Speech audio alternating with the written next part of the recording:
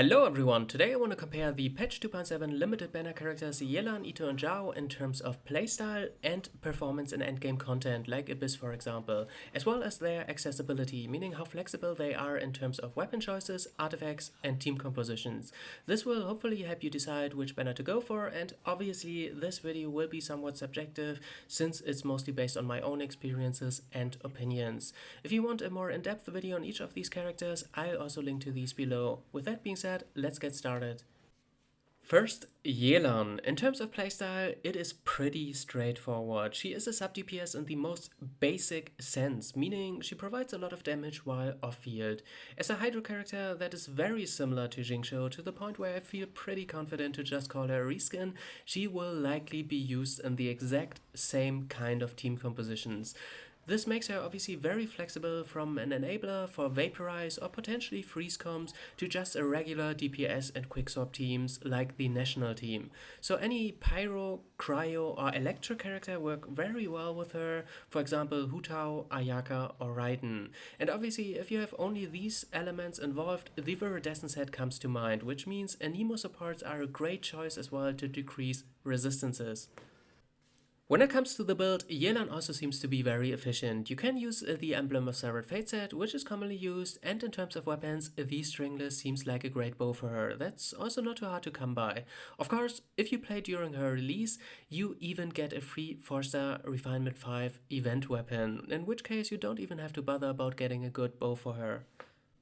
Now let's get into Itto. He is an infusion character who only deals notable damage while his elemental burst skill is active. He also doesn't have any type of major utility in his kit, like Raiden for example, which is why I would call Itto a standard main DPS.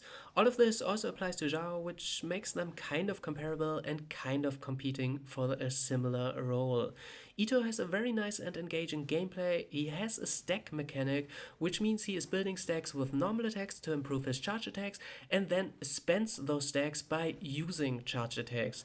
In terms of team compositions, he is somewhat restricted, since Geo damage mostly synergizes with itself. So aside from other Geo characters to activate the resonance, you are looking for mostly direct damage multipliers like Mona or maybe even the new Yelan. And that's already about it in terms of synergy. Since he is defense scaling, the team to aim for is most likely to be Goro to increase your team's defense and Albedo. Assuming you use Itto with these two, he is actually very efficient to build as well, because they all use the same artifact set, the Husk of Opulent Dreams. And as for weapons, the White Blind, which is craftable, hence very accessible, is a great choice. In case you use him with other characters like Zhongli or Mona for example, it's starting to get very inefficient though, since you need to spread your resources across a lot of different artifact domains. Last, let's have a look at Xiao. Same thing as Itto, he only deals notable damage when his burst skill is active, and he is a standard main DPS with no major utility in his kit. But when it comes to actual gameplay, they are very different. Instead of normal or charge attacks, Xiao is actually, as far as I know, the only character who mainly wants to do plunging attacks with his enhanced jump height, which is definitely very unique, but this is also all you will get at Constellation 0. You might get bored of spamming jump attacks over and over again. Plunging also does seem to be problematic on the mobile version, though I don't have any experience there myself. In terms of teams, he is very flexible in the sense that there aren't too many characters he has particularly much synergy with. The main thing you want is Geo Resonance and Zhongli. So a common team is these two with Albedo, who has also some synergy locked behind Constellations, and either Bennett or another Anemo character as battery like Venti for example. This team comp is obviously kind of inaccessible since it's mainly limited 5-star characters. The build honestly isn't making this character any more attractive. Weapon options aren't too great if you're only looking at 4 stars. Anything with high base attack and damage substats works, which will most likely result in a Paimon Chop or Battle Pass weapon. In terms of artifacts, he now has the new Vermilion set, but it also means it's another domain that is likely only be farmed for this one character. You also have the option to pair 2 pieces of a Iridescent set with a 2-piece Gladiator set, though a slightly worse choice, it is a more efficient way to use resin. Alright, that covers all the characters, and if you want my opinion, Yelan will probably be the best character here by far. She is a sub DPS who increases the damage of your active character, which makes her very flexible and almost guarantees that she stays relevant in the future. That's just the way supports are, as long as they have good utility and damage, which is something characters like Kazuha have already proven right.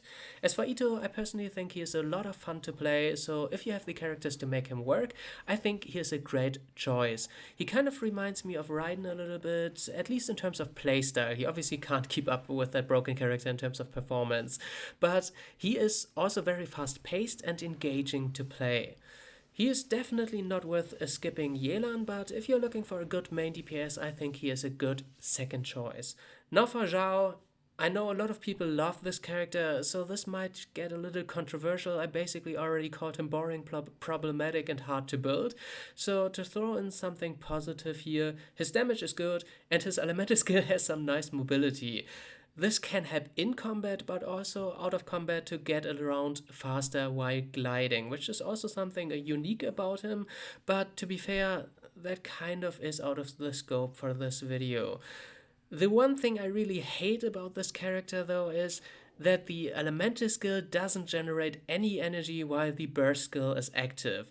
That makes it really awkward if you fight a boss who lives through Zhao's elemental burst skill and now you are stuck there trying to recharge it.